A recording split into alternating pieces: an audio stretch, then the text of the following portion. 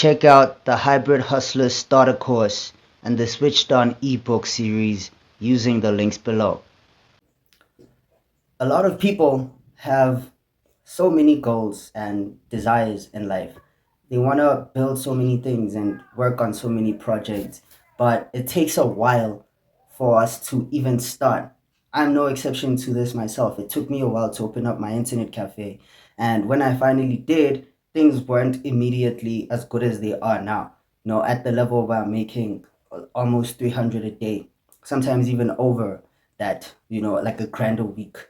But I never would have reached this point if I hadn't started. And shout out to that Tandiko Gong again for like calling me out on my cowardice there. But this essay is titled, oh, it has no title. It's just an essay. So I'll be reading as much as I can, and whenever I want to clarify something, then I will. But hesitation stems from two things. Number one, wanting the big result immediately, and number two, not having faith in your ability to achieve it. Number two makes sense. Number one doesn't. Because number one comes from an insane place. But because you are a sane person, number two is why number two is happening. You not having faith in your ability to achieve it isn't necessarily self-doubt. It's accurate self-assessment.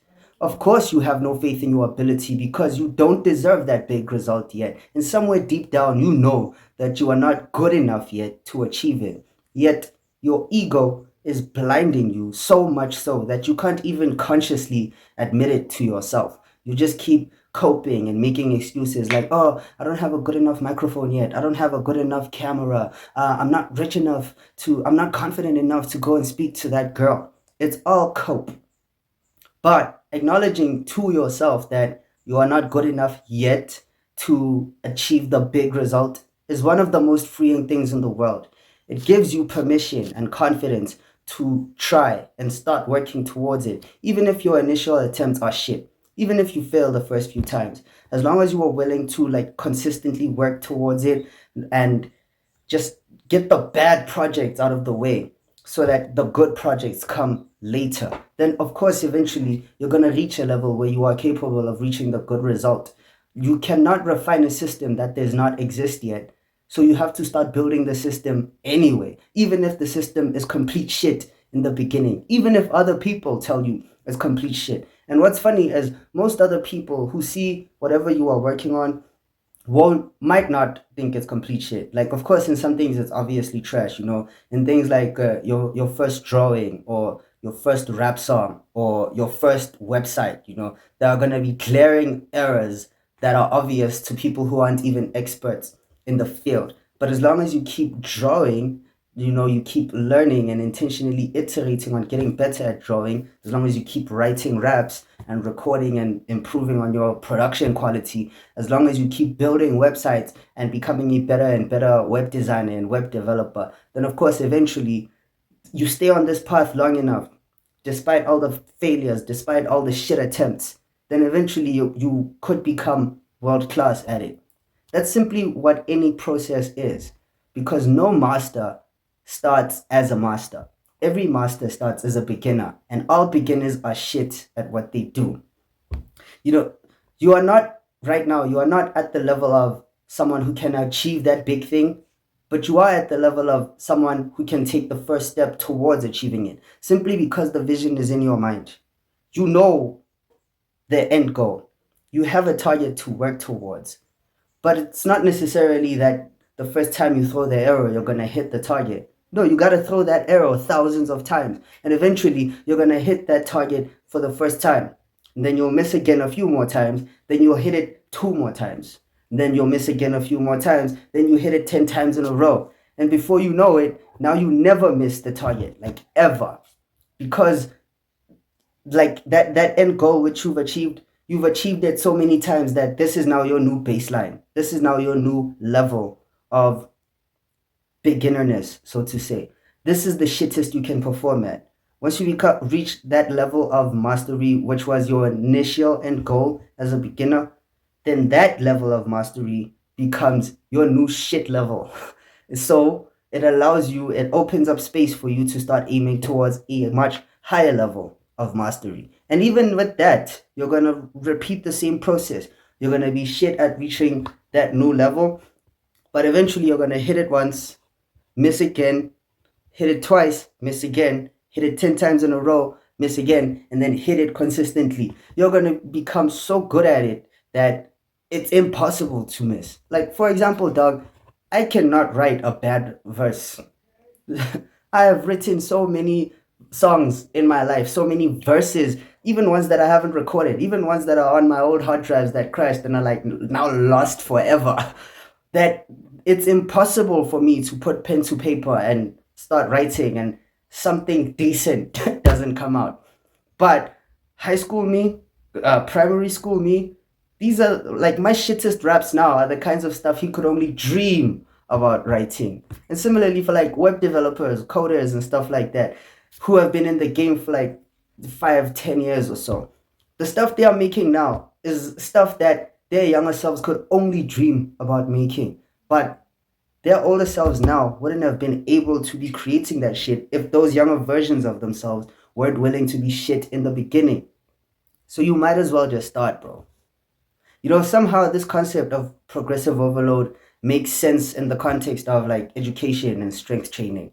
And this is why universities and high schools and stuff, you know, like the formal education system, they don't give advanced coursework to people in the lower grades. Like they don't give, let's say, for example, someone is studying a bachelor's degree. They don't give third year coursework to a first year student because they understand the first year student hasn't learned the fundamentals, the not just the course content, but even the mindsets behind it that would allow him to more easily understand that third year level coursework. Of course, it's not just that, but I'll get into another reason why education just takes so long in another video within this batch. But in those two concepts, for example, it makes sense that a beginner shouldn't be doing more advanced work. A teenage boy cannot bench press 15 kilograms or 20 kilograms, but perhaps he can bench press 5. And if he starts with that 5, then of course, as long as he stays on that path, he will eventually progress towards the point where he can bench 10, then 15, then 20. And in a few years, now he's benching 100 kg. But he never would have reached the 100 kg bench press point if he hadn't been humble enough, at least to himself, that, you know what, right now I'm weak as fuck. Instead of comparing himself to people who are more advanced or naturally more gifted, who are already benching 20 kg on their first day in the gym, and he just accepted his own situation that, you know what, my situation is that I cannot bench press even 10 kg right now. So I might as well start with the heaviest weight that I realistically can, which is a 5 kg barbell. He never would have reached that 100 kg point. He never would have reached the point of having such a ripped physique. That guy with low confidence who doesn't know how to speak to women, but eventually ends up dating supermodels who other people consider are way out of his league. He never would have reached the point where he can pull 9s and 10s if he wasn't humble to himself about the fact that right now he only has the confidence within himself to speak to women who are kind of like on his level or below. Like, let's say this dude, you know, he feels like he's a 5, you know. If he didn't have the humility to admit to himself that, okay, right now I can only like comfortably speak to women who are 4s and below, then he never would have built up the skill set where he can eventually speak to 9s and 10s. Like they are also just 4s and below. So you need to start at your level, and you might as well just start, because you won't progress unless you start. You see, with the rest of life, besides those two realms I mentioned, weightlifting, strength training, and education, formal education, we understand that progressive overload is kind of necessary because it's externally imposed.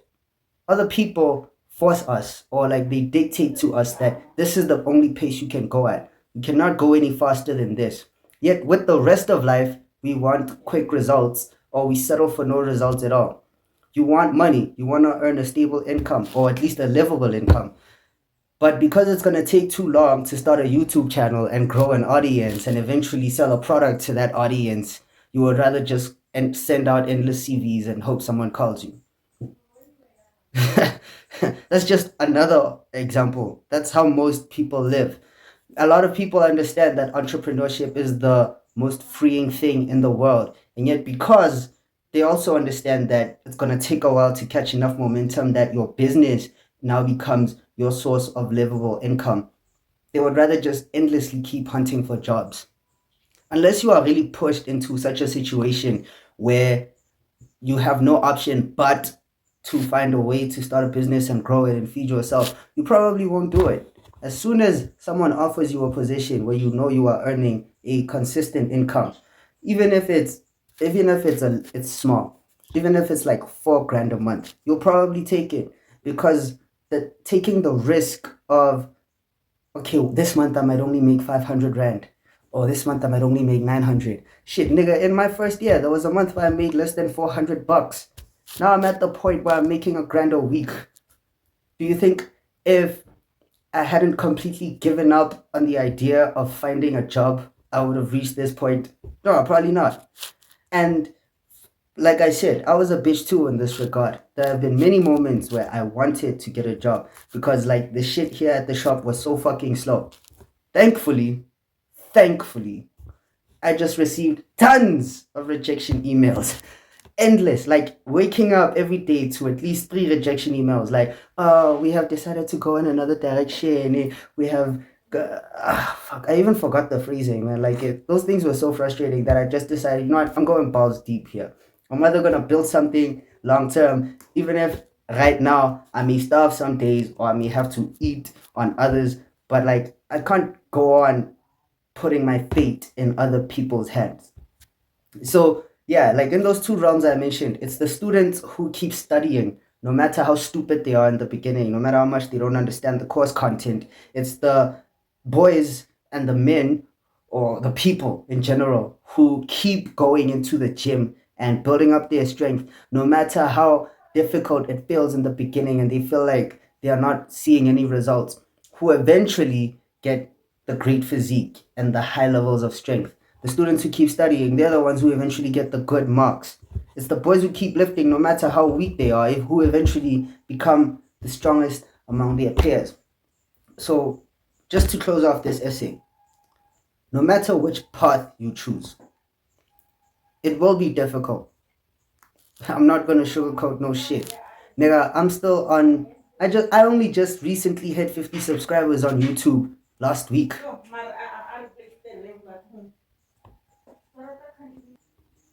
I only just hit 50 subscribers on YouTube last week.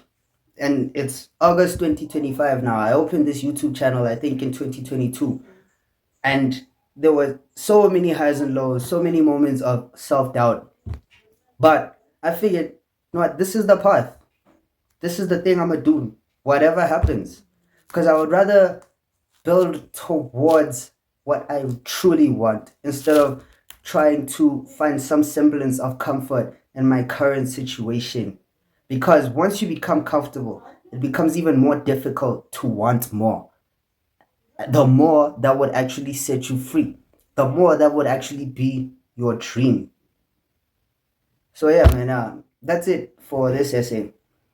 If you got any value out of this, stick around for more insightful takes. Stick around for more insightful takes like this by hitting that subscribe button. And I'll see you in the next one. Peace.